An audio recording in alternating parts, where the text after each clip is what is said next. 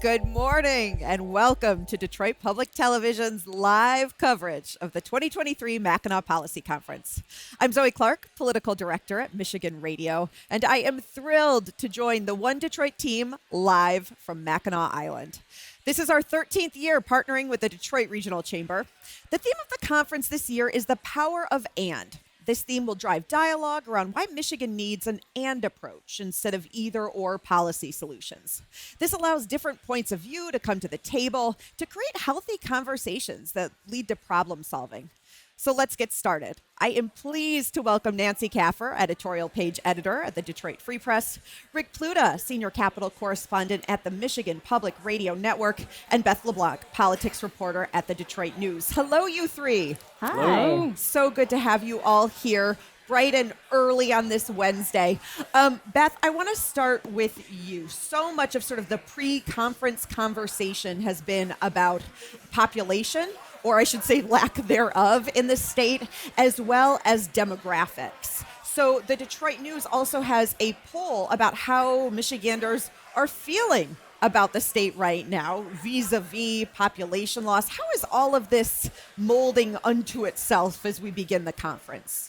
Yeah, so that poll, which was conducted at the beginning of the month, it was commissioned by the Detroit Regional Chamber. It showed overall positivity about the direction of the state, about the people's futures in the state, but it kind of created a little bit of a worrisome picture once it was broken down by demographics. Mm-hmm. You saw people ages 18 to 29, nearly 50% who answered the poll said they either wouldn't be living in Michigan over the next 10 years or they weren't sure whether they would remain in Michigan over the next 10 years. So that was something that really popped off for people when they looked at this polling to think, the state is pumping a lot of money into manufacturing and into the EV industry, but are there going to be young, skilled workers to take on these jobs? I think that's a big question looking at that polling. And it was preceded by the state demographer telling lawmakers that there is an issue with our population, that we grew by 2% between 2010 and 2020, but that was 46 of 47 states that grew over that time period. Right. So we're really lagging behind. And we actually had a population decline between 2020 and 2022. Right. So it's something that I think they're looking at very closely to see the best way to address that loss. And we're going to talk in a few minutes a little bit about what we might expect to hear from Governor Whitmer about that. But I was really intrigued before we started talking. I was talking to someone else who has lived in Michigan his whole life, 4 decades. And he said, isn't it interesting that my whole life I have been able to say Michigan's population, 10 million. Right? And I thought that was so fascinating because someone who has sort of covered the state, not much has really changed in terms of growth. Second only, as Beth is saying, behind West Virginia.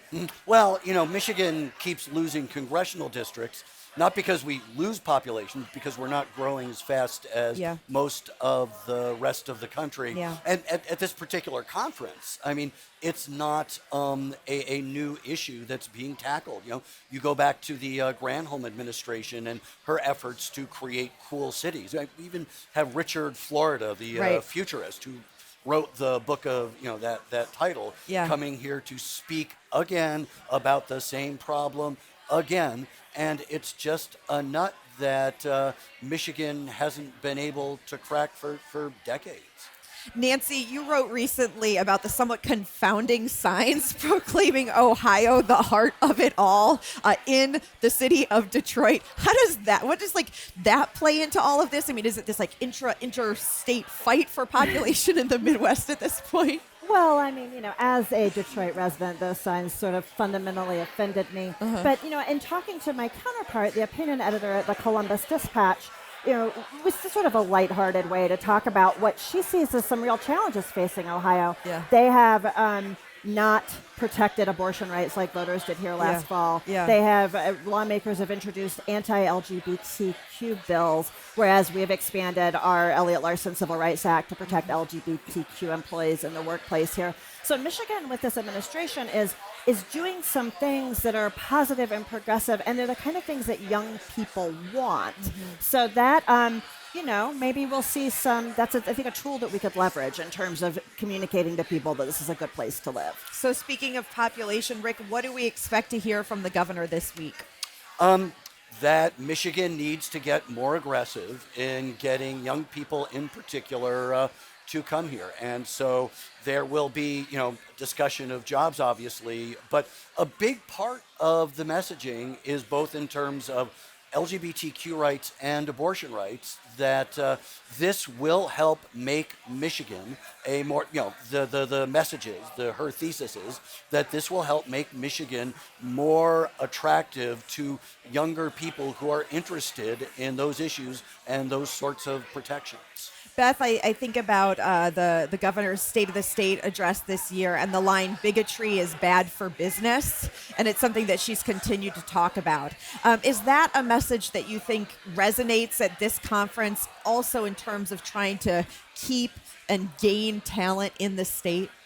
Yeah, I think it's a message that will continue through this conference. I think they're also looking at maybe some other practical measures in terms of how are we retaining graduates from universities in terms of tech jobs here? And not just any tech jobs, but ones that are prized among people who are working on EVs and semiconductors and all that. And I think the presentation later today by Richard Florida is going to address some of that and address like where these graduates are going to, especially these ones with these prized degrees for EVs and semiconductors, and how do we get them to locate here? How do we give them a community and an environment that's more welcoming to younger people with these specialties? Nancy, is that sort of what you're expecting to hear, and what are you watching? Yeah, if you remember, it was probably 6 or 7 years ago now when all these states were making a bid for Amazon's second headquarters. Right. And Michigan's pitch involved promising to make investments in things that we had sort of underfunded, infrastructure, education, transportation. And then in this selection process, the Amazon second HQ, which wound up being a whole fraught process, it ended up going to two places that have those investments already, suburban DC and Long Island. So, a takeaway for me from that was that you can layer on all these things, tax incentives, tax policy, etc. But you have to be a place people want to live. And part of that means investing in the things people rely on. Schools, good schools. You can't say City of Detroit, we're not worrying about you. You have to invest in schools. You have to invest in roads, clean drinking water, just these things that make a place people want to be. Yeah. And then businesses come here without having to shovel millions in tax incentives at them. Yeah. It's worth noting that the two places that won the Amazon HQ bid initially had offered significantly smaller incentives and really a lot smaller as compared to their state GDP. Yeah. Rick, you have been covering Michigan politics for decades and decades and decades, following the conference for decades and decades. And one of the things that we continually talk about, economic incentives, economic gardening. It was a conversation with Governor Granholm, a conversation with Rick Snyder, and now with Governor Whitmer, whether it's the Goshen plant, right, and SOAR funding. What does that conversation right now look like in Lansing? Well, there's obviously a lot of skepticism. And the thing is, the support for these incentives is bipartisan. So is the opposition to these incentives.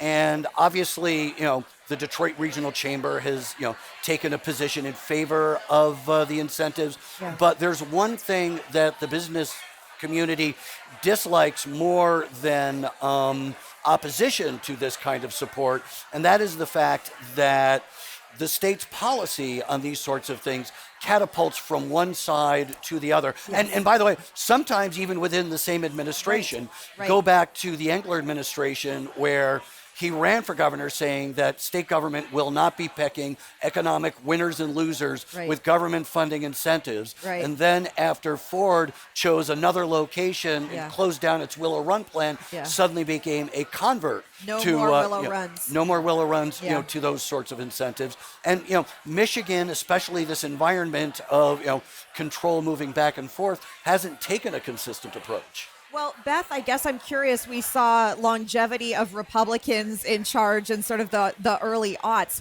We're now seeing, though, for the first time in 40 years, Democrats all in charge. Is there a possibility, whether you like the economic policy or not, that there may be some long-term ideas, or are we going to continue to kind of go, every couple of years from one economic shiny object to the next? You know, it's hard to tell, and I think it definitely depends on the majorities that are in there, who can keep the majority longer and what kind of stability they can create there.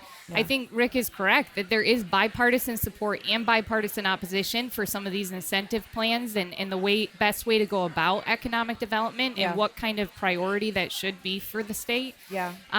So I think can they find an economic incentive program or an economic development program that works for the long term, right? Once the state expends all of the extra funds that they have from during the pandemic and increased tax revenue, how do you sustain those incentives? How do you sustain incentives or tax structures or an environment for smaller businesses as well? Because we all know, Michigan is built on smaller businesses and suppliers that eventually move up their product to the larger automotive industry. So. We've got about 30 seconds left, but I'm excited to hear from each of you. Who are you most excited to hear from this week? Nancy? Oh, don't put me on the spot. Now my mind's gone totally blank. Rick Pluta, what are you most excited to hear from? You know what? I've got to go with Governor Whitmer and where she's going to fall on, how to balance, these competing interests. Okay, Beth? I'm excited to hear from Richard Florida on the state's population and where young people are going right now. He's expected to speak later today, I believe. So. Yeah. Okay. Beth LeBlanc of the Detroit News, Rick Pluta of the Michigan Public Radio Network, Nancy Keffer, the newest editorial page editor at the Detroit Free Press. Congratulations on that. And thank you all three for the time. Appreciate your perspective.